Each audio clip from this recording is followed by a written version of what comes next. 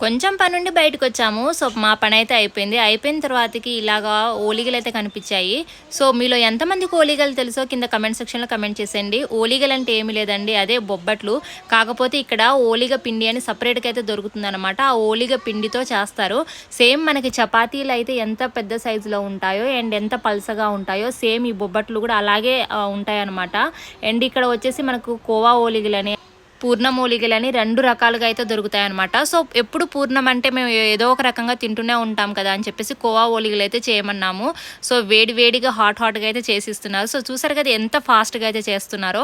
ఒక్క ఓలిగ వచ్చేసి కొన్ని సెకండ్స్‌లో చేసేస్తారు. అలా నిమిషానికి వీళ్ళు దగ్గర దగ్గర ఓ 30-40 ఓలిగలైతే చేసేస్తారేమో. పూర్ణం ఓలిగల కంటే కోవా ఓలిగలైతే చాలా టేస్టీగా ఉంటాయి. ఎప్పుడైనా మీకు కనిపిస్తే ట్రై చేయండి, చాలా బావుంటాయి. అండ్ మాదైతే అయిపోయింది వేడివేడిగా అండ్ మేమైతే పార్సెల్ చేయించేసుకున్నాము. హాట్‌గా చాలా బాగున్నాయన్నమాట. మీరు